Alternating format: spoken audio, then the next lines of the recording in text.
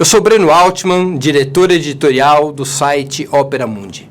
Eu queria convidar vocês a assistirem os vídeos do Opera Mundi no nosso canal do YouTube.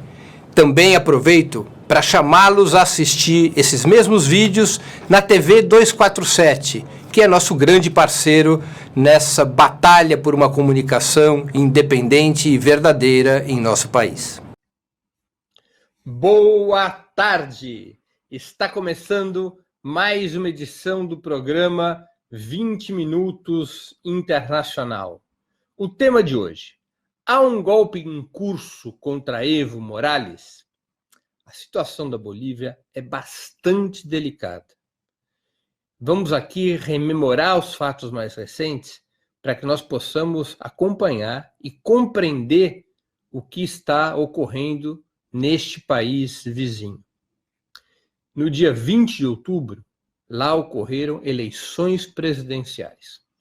Pela regra da Constituição boliviana, ganha as eleições quem conseguir maioria absoluta dos votos, 50% mais um, ou pelo menos 45% dos votos, desde que tenha 10% ou mais de diferença em relação ao segundo colocado. Evo Morales, dessa vez, não conseguiu 50% mais um dos votos, não conseguiu a maioria absoluta, como nas eleições anteriores, mas atingiu uma diferença superior a 10% em relação a Carlos Mesa, uma diferença de 10,6%. Evo fez 47 e pouco por cento contra 36,5% de Carlos Mesa. Portanto, pelas regras das eleições bolivianas, Evo Morales sagrou-se reeleito ainda no primeiro turno.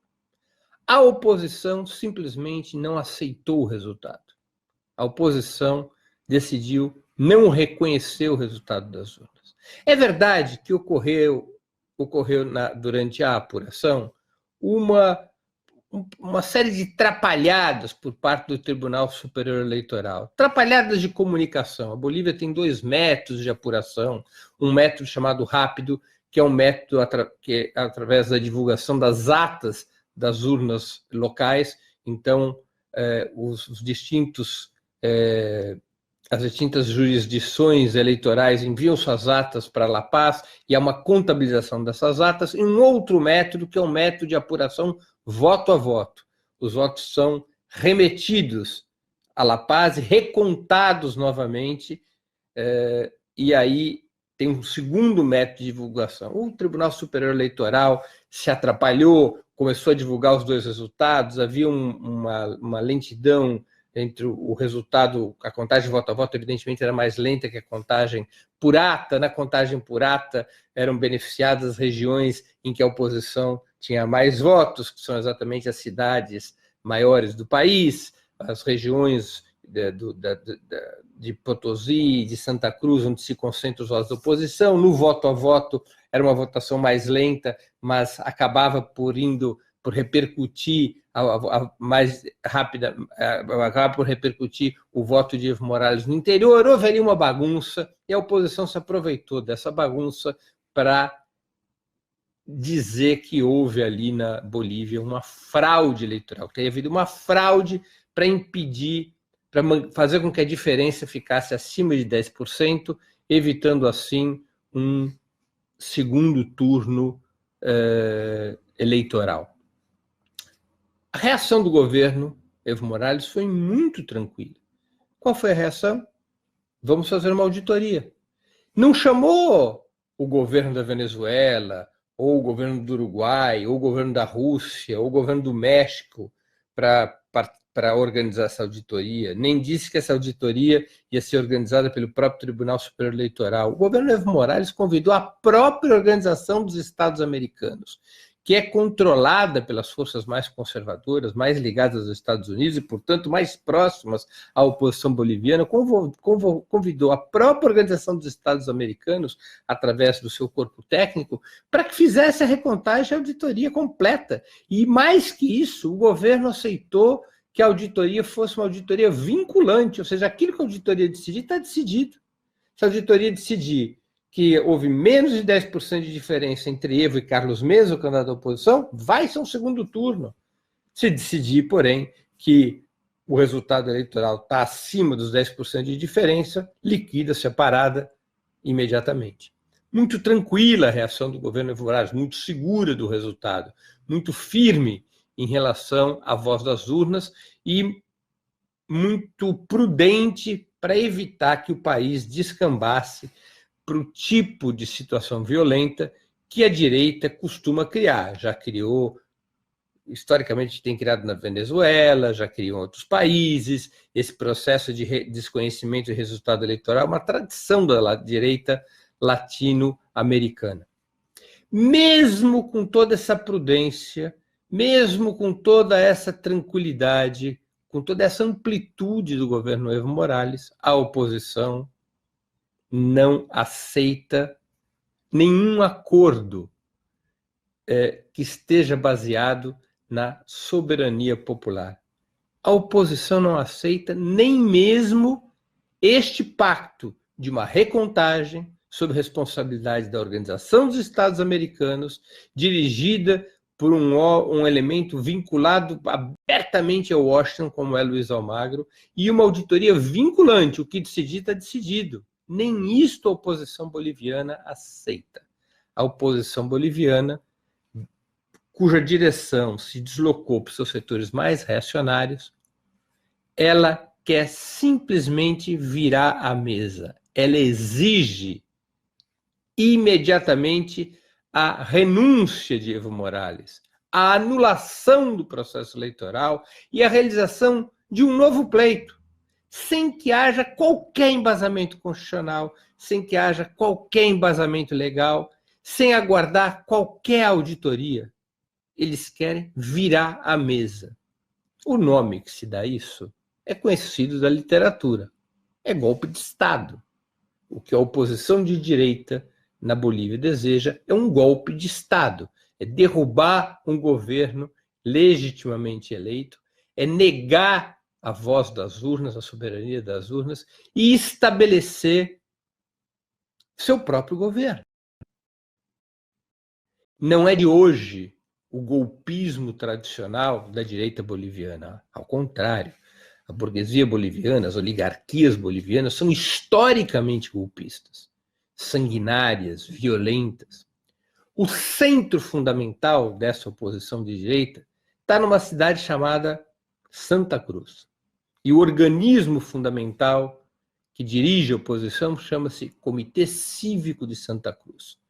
É uma articulação de entidades empresariais, organizações religiosas, enfim, um conjunto de forças ultraconservadoras e ultrarreacionárias que tentou desestabilizar o governo Evo lá atrás, quando o Evo foi eleito pela primeira vez em 2005.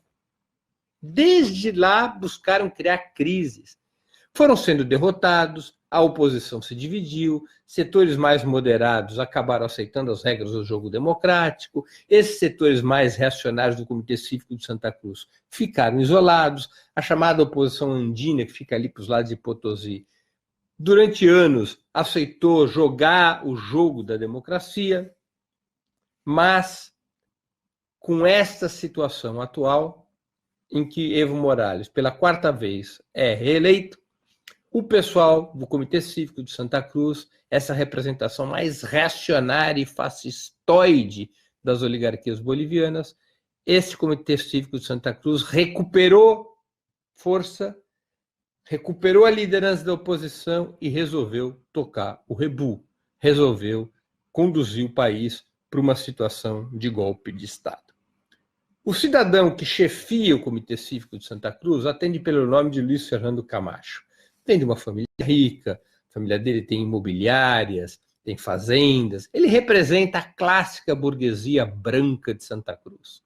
aqueles setores empedernidamente reacionários que sempre foram contra qualquer política distributivista na Bolívia, sempre se colocaram contra qualquer governo que minimamente tentasse fazer reformas a favor das classes trabalhadoras, que fizesse qualquer gesto aceno em relação às populações indígenas. Sempre foi uma burguesia, essa de Santa Cruz, racista, pró-imperialista, selvagem, mesquinha.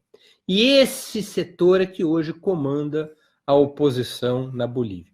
O próprio Carlos Mesa, que é um cidadão que se diz ali de centro-esquerda, esse tipo de centro-esquerda da América Latina que não passam de peões a serviço dos setores mais conservadores da sociedade, esse próprio Carlos Mesa era uma opção mais moderada. No processo eleitoral, ele conseguiu colocar esse pessoal de Santa Cruz meio que neutralizado. Havia outras candidaturas da direita boliviana, candidaturas até mais extremadas do que a do próprio Carlos Mesa.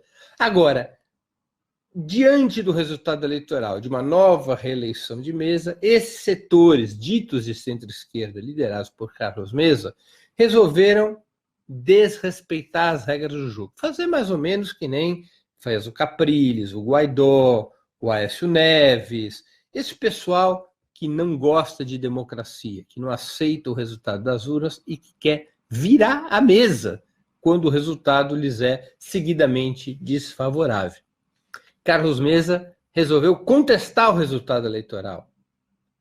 Não só resolveu contestar o resultado eleitoral, como também ele ofereceu certa resistência ao acordo entre o governo e a Organização dos Estados Americanos para fazer essa auditoria vinculante a qual eu já me referi. Carlos Mesa tinha até deu até certas declarações dúbias que poderia aceitar se a auditoria fosse vinculante, mas a essa altura do campeonato, Carlos Mesa, os setores mais moderados da oposição, foram atropelados por esses setores fascistas que assumiram o comando desses protestos contra o resultado eleitoral. Protestos que são financiados pela burguesia de Santa Cruz. Protestos que são financiados por grupos que têm relações internacionais, por grupos que operam na conformidade da geopolítica dos Estados Unidos. É evidente que esses protestos têm relações internacionais, relações com os governos de direita da América Latina, relações com a Casa Branca, relações com o serviço de inteligência dos Estados Unidos, enfim, relações com todas as forças locais e internacionais que desejam derrubar o governo Evo Morales. Derrubar o governo Evo Morales é um objetivo muito importante na ofensiva conservadora, na tentativa de manter a ofensiva conservadora contra as forças progressistas da América Latina. Evo Morales tem sido um exemplo de condução econômica e social.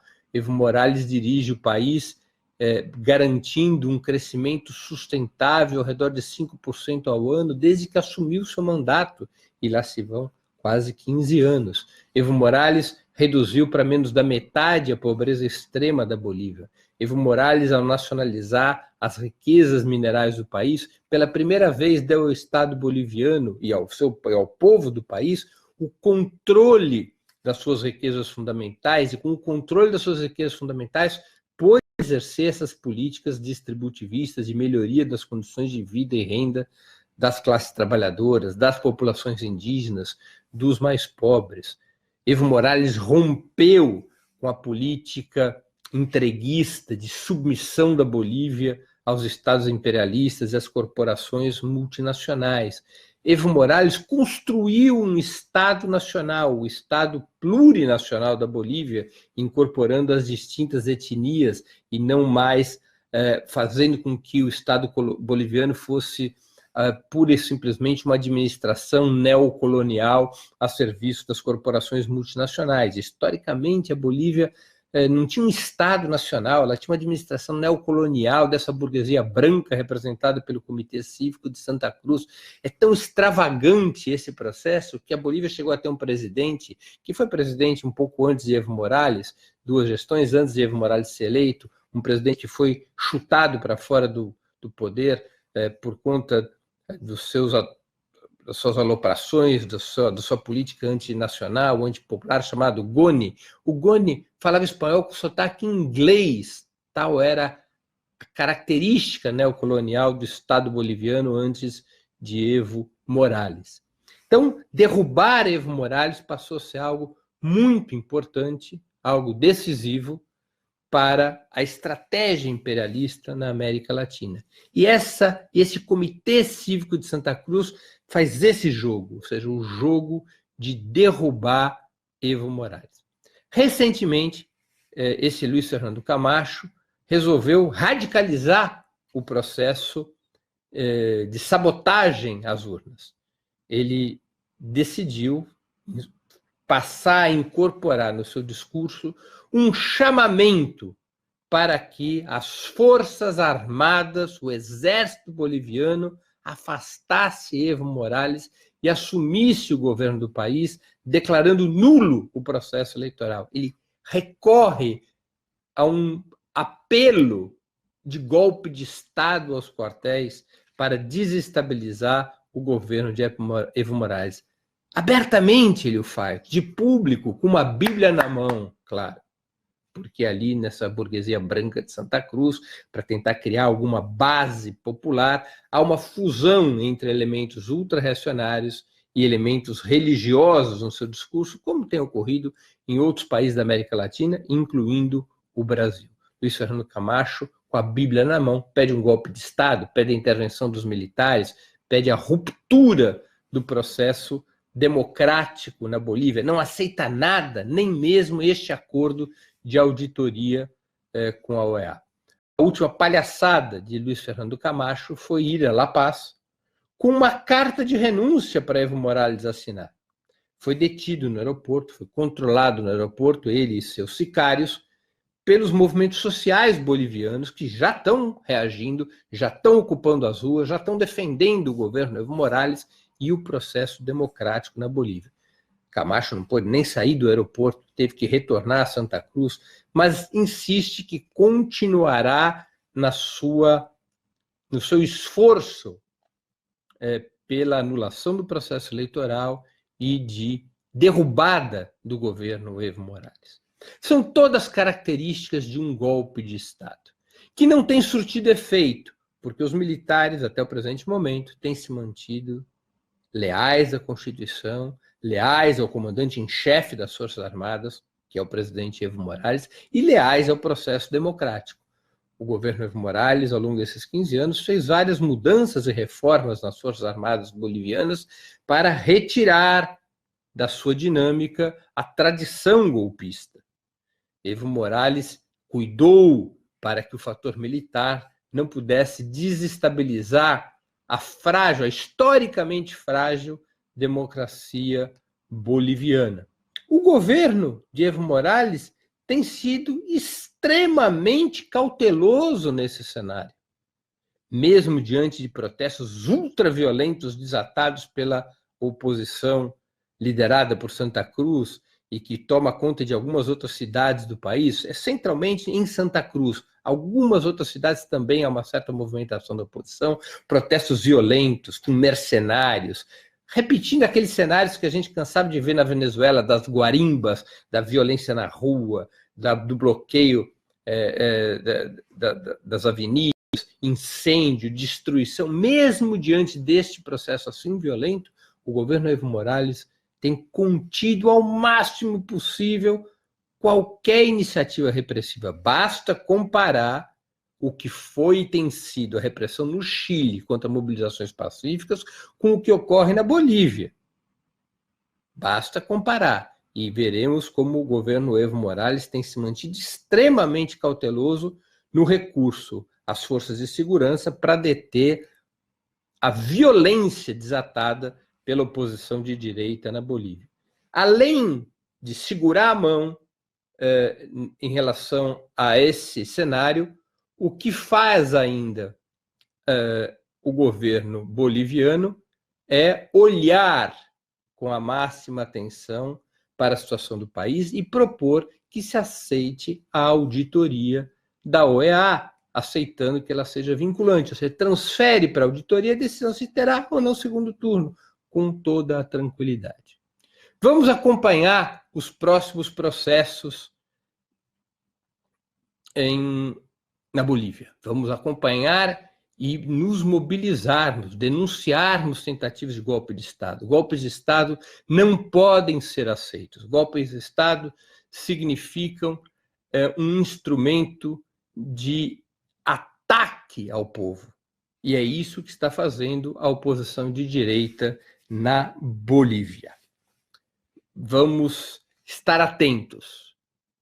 É necessário impedir que o golpismo volte a ter vez e volte a ser um instrumento dominante na operação política da burguesia latino-americana contra governos progressistas. A batalha da Bolívia está sendo jogada, o governo Evo Morales atua com espírito democrático e com muita firmeza, tem fortíssimo apoio popular e saberá derrotar essa tentativa, essa intentona da oposição de direita na Bolívia, que, é claro, sempre conta com o apoio dos círculos imperialistas e com os setores mais reacionários da direita latino-americana, que inclui o governo Jair Bolsonaro e seus aliados.